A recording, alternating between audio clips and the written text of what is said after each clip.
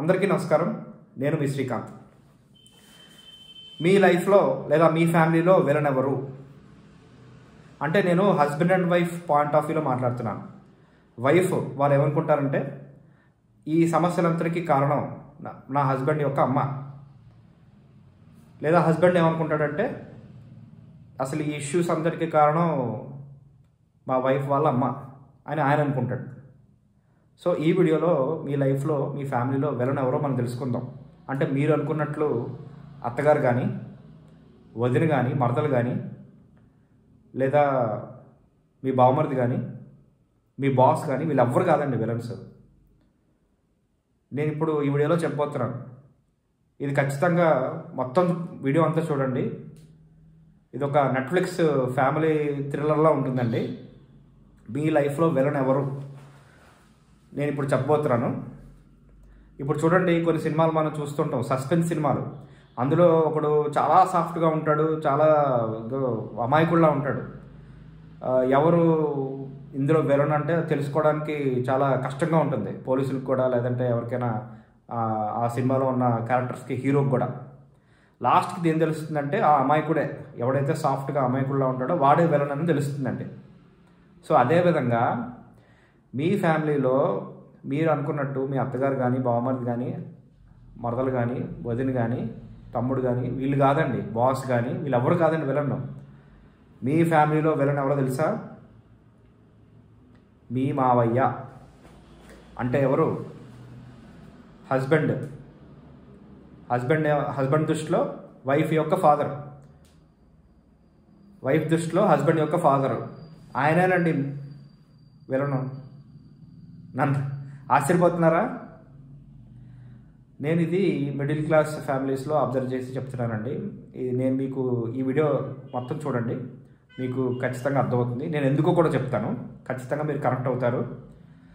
ఎందుకంటే ఈ సమస్యలు ఎక్కడి నుంచి మొదలవుతున్నాయి, ఎవరి దగ్గర నుంచి మొదలవుతున్నాయో తెలుసుకోవడం చాలా ఇంపార్టెంట్. ఒకవేళ తెలుసుకున్నట్లయితే మనం సాల్వ్ చేసుకునేటువంటి అవకాశం ఉంటుంది. తద్వారా మన ఫ్యామిలీలో హార్మనీ అనేది మనం తెచ్చుకుంటాం. సో ఇప్పుడు నేను ఎందుకు ఇది చెప్తున్నానంటే, ఫస్ట్ పాయింట్ ఎస్పెషల్లీ ఇదివరకు జనరేషన్ వాళ్ళకి ఎక్కువ అప్లికబుల్ అండి. అంటే 55 to 70 years ఎవరైతే రిటైర్ అయ్యి ఉంటారో ఇప్పుడు వాళ్ళ నుండి వాళ్ళకి ఎక్కువ అప్లికబుల్. లేదంటే ఇప్పుడు మిడ్ లైఫ్లో ఉంటారు కదా, లైక్ 40 to 50 years, వాళ్ళలో కూడా మనం ఈ ప్యాటర్న్స్ చూస్తామండి. సో నేను ఎందుకు చెప్తున్నానో ఒకసారి వినండి. ఫస్ట్ రీజన్, ఇదివరకు జనరేషన్లో ఉన్న హస్బెండ్స్ వాళ్ళ వైఫ్ మాటకి అస్సలు విలువిచ్చేవారు కాదు. మీరు ఎన్నైనా అనుకోండి, వాళ్ళ వైఫ్ వారు భార్య ఏదైనా చెప్పాలనుకుంటే, నాకు తెలీదా, నువ్వు నాకు చెప్తున్నావా, వెళ్ళి పని చూసుకో అనేవారండి. అవునా కాదా? 90s కిడ్స్ అయితే ఎస్పెషల్లీ మీరు ఇది వినే ఉంటారు. వైఫ్ని వారి అభిప్రాయాన్ని ఏం చెప్పనిచ్చేవారు కాదు. ఏదైనా ఒక ఫ్యామిలీలో ఏదైనా ఇంపార్టెంట్ డెసిషన్ తీసుకుందామన్నా, లేదా ఏమైనా కొనాలన్నా, అమ్మాలన్నా, ఏ విషయంలోనైనా ఈయనే తీసుకునేవాడు డెసిషన్స్. వైఫ్ యొక్క అభిప్రాయాన్ని అస్సలు పరిగణలో తీసుకునేవాడు కాదండి. ఇది మనం గమనించే ఉంటాం. అయితే రెండోది, ఇది ఫస్ట్ దానికి ఎక్స్టెన్షన్ అండి. ఇప్పుడు చాలామంది హస్బెండ్స్ ఆ టైంలో వైఫ్ అంటే ఒక ప్రొవైడర్గా మాత్రమే చూసేవారండి. ప్రొవైడర్ అంటే ఏంటి?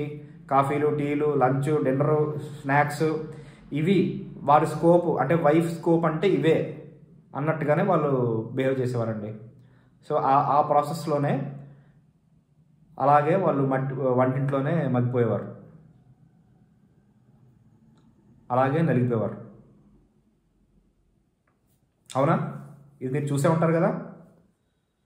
అంటే ఇప్పుడు ఉదాహరణకి వారు ఎక్కడికైనా, ఇప్పుడు వాళ్ళ కూతురు ఇంటికో, లేకపోతే పుట్టింటికో, కొడుకు వాళ్ళ ఇంటికో వెళ్ళారనుకోండి, అసలు ఎప్పుడు ఇన్సెక్యూర్గా ఉండేవారు.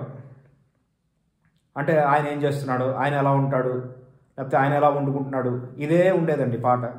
వాళ్ళు పుట్టింటికి వెళ్ళినా సరే ఎక్కువ రోజులు ఉండిచ్చేవాడు కాదండి ఈయన. ఎందుకంటే ఎప్పుడు వస్తావు, నాకు ఎప్పుడు వండి పెడతావు, మళ్ళీ నాకు ఇబ్బంది అవుతుంది, వచ్చే అనేవాడండి. ప్రశాంతంగా పుట్టింట్లో కూడా ఉండిచ్చేవాడు కాదు. ఇప్పుడు చాలామంది అనుకుంటారు, అదేంటి ఆ జనరేషన్లో వాళ్ళు ఏమనుకునేవారంటే ఇదేదో పెద్ద కాంప్లిమెంట్ అనుకునేవారు. మా ఆయన నేను లేకుండా ఉండలేడు, వండుకుని తినలేడు అనుకునేవారు. అది కాంప్లిమెంట్ అనుకునేవారు. అది కాంప్లిమెంట్ కాదు. అర్థమైందా? ఎందుకంటే నువ్వు లేకపోతే అక్కడ ఈ ప్రోగ్రామ్ అన్నీ ఎవరు చేస్తాడు? లంచ్లు, డిన్నర్లు, వ్యవహారాలు, టీలు, కాఫీలు ఎవరిస్తాడు? అందుకని సో వాళ్ళ స్కోప్ ఓన్లీ కేవలం ఈ లంచ్, డిన్నర్, ఈ ప్రిపరేషన్స్కే, దాని వరకే లిమిట్ చేసేవారండి. ఆ విధంగా సప్రెస్ చేసేవారు. ఈ విషయం మీకు అర్థమైతే నేను మూడో దానికి వస్తున్నా. ఇదివరకు జనరేషన్లో, అంటే ఈ జనరేషన్లో కూడా ఉందండి, ఎక్కువ శాతం ఓకే, వారు సిగరెట్ తాగేవారండి. బయట అయినా లేదా కొంతమంది అయితే ఇంట్లోనే తాగేవారు. సిగరెట్ అయిపోయిందా అయితే మందు వ్యవహారం ఉండేది. తర్వాత రాత్రప్పుడు చాలామంది రాత్రి అయ్యేసరికి మందు తాగేవారు. ఇప్పుడు కూడా ఉంది, ఇప్పుడు లేదంటలేదు. ఈ మందు అయిపోయిన తర్వాత వారిని భార్య ఎప్పుడైనా కోపంగా ఉన్నారనుకోండి, వాళ్ళని రకరకాలుగా మాటలు అనేవారు అనమాట. కొంతమందిని అయితే కొట్టేవారు, కొన్ని ఫ్యామిలీస్లో అది వేరు. బట్ కొన్ని మాటలు అనేవారు. వారు చాలా బాధపడి ముందు నొయ్య వెనక్కొయ్య వారి సిచ్యువేషన్, ఆ భార్య యొక్క సిచ్యువేషన్ ఏమనలేక, కక్కలేక, మింగలేక అలాగే అణిగిమణిగి ఉండేవారండి. ఆ విధంగా సప్రెస్ చేసేవారు. ఇవన్నీ చెప్పుకోలేరు కదా, అవునా కదా? ఇది అయిపోయిందా, నేను నాలుగోది వస్తాను. ఇప్పుడు ఈ పెద్ద మనిషి ఫ్రెండ్స్కి చాలా ఇంపార్టెన్స్ ఇస్తాడు అనమాట. అంటే ఈ డాబు, దర్పం, ఈ వ్యవహారం, ఈయన ఇదేంటి ఊరికి పెద్ద కదా, ఈయన పేరు ప్రతిష్టలు ఎక్కడ తగ్గకూడదు. అక్కడ ఫ్రెండ్స్కి ఎక్కువ ఇంపార్టెన్స్ ఇచ్చేవారండి. బయట వాళ్ళకి ఫ్రెండ్స్ అంటే బయట వాళ్ళు ఎవడో, అంటే అడిగినప్పుడల్లా వేలు లక్షలు అప్పు ఇచ్చేసేవాడు, అలా తీసుకో అని. మళ్ళీ అడిగేవాడు కాదు, మళ్ళీ వెనక్కి తీసుకొచ్చేవారు కాదు, అది వేరే విషయం. కొన్ని కేసెస్లో అయితే అప్పు ఇచ్చే సిచ్యువేషన్లో లేకపోయినా మావాడు, ఈ మహానుభావుడు షూరిటీగా ఉండేవాడు. ఈ పొలాన్నో లేకపోతే ఈ ఇల్లునో షూరిటీ ఇచ్చేసేవాడు. సో ఆబ్వియస్లీ ఆ ఫ్రెండ్ ఎవడైతే తీసుకున్నాడో వాడు దుకాణం సర్దేస్తాడు, హ్యాండ్ ఇస్తాడు. ఈలోగా ఈ షూరిటీ ఇచ్చిన వాడు, ఈ మహానుభావుడు, ఈ పొలాలు, ఈ ఇల్లు అలాగే పోతూ ఉంటాయి. అవునా? మీరు చూసారా? చాలా సినిమాల్లో కూడా చూసాం కదా. సినిమాని రియల్ లైఫ్లో కూడా చాలా మీరు చూసే ఉంటారు. కొంతమంది అయితే ఈ పేకాటలో పోగొట్టుకునేవారు. కొంతమంది అయితే ఈ ఎక్కువ పందెంలో పోగొట్టుకునేవారు. కోళ్ళ పందాలు, రకరకాల పందాల్లో. ఇప్పుడు లేవంటలేదు, అప్పుడు ఎక్కువ ఉండేవి, ఇప్పుడు కొంచెం తగ్గినట్టున్నాయి. ఇదండి, ఇది మీకు అర్థమైతే నేను ఐదోది చెప్తా. ఇప్పుడు ఈ మహానుభావుడు చాలా కబుర్లు చెప్తేవాడు కదా. ఈయనకి ఇంకో వ్యవహారం కూడా ఉండేది. సిగరెట్ అయిపోయింది, మందు అయిపోయింది, తర్వాత ఈ సెకండ్ వ్యవహారం అన్నమాట, సెకండ్ సెటప్ వ్యవహారం. ఇది కూడా మనం చూసే ఉంటాం. సినిమా ఈ కాన్సెప్ట్ మీద సినిమాలు చాలా వచ్చాయి.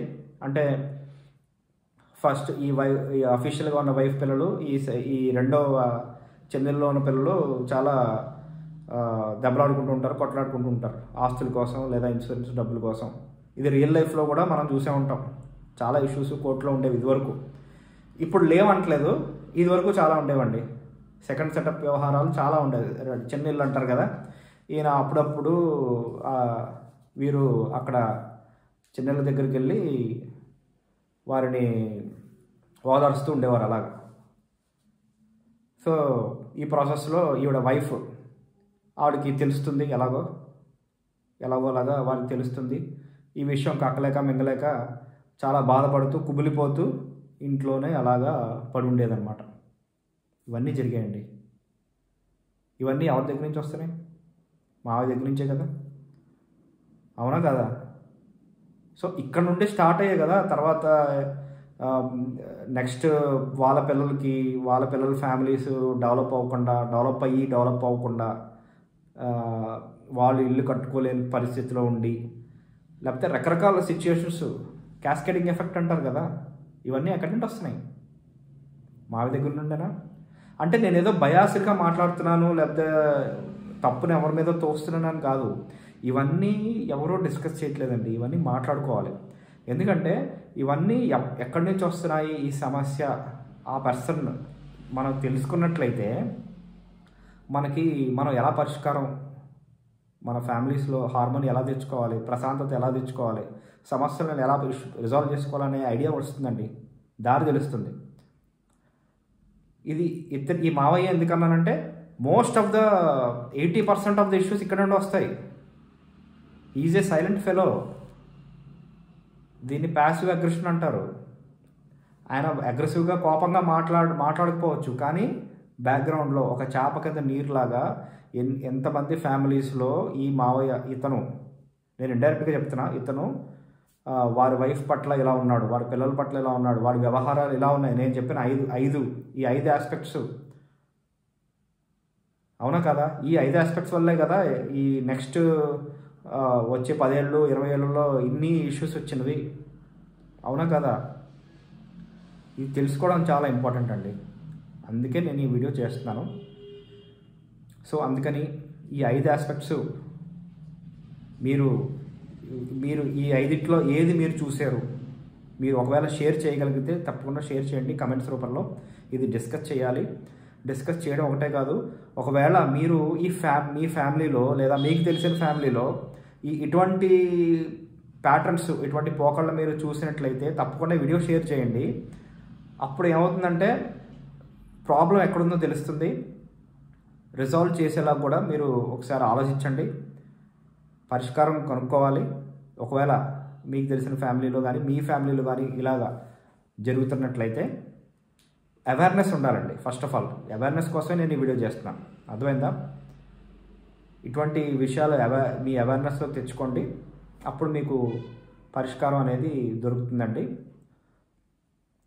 పరిష్కారం దొరికినట్లయితే మన ఫ్యామిలీలో ప్రశాంతత మరియు హార్మోనీ అనేది మనం తెచ్చుకోగలుగుతాం. ఎందుకంటే ఇప్పుడు డబ్బులు తెచ్చుకోవచ్చు, డబ్బులు సంపాదించుకోవచ్చు, కానీ సంతోషాలు సుఖశాంతులు అనేవి మనం కష్టపడి సాధించుకోవాలి. ఈ వీడియో మీకు హెల్ప్ఫుల్ అవుతుంది అని నేను అనుకుంటున్నాను. Thank you so much.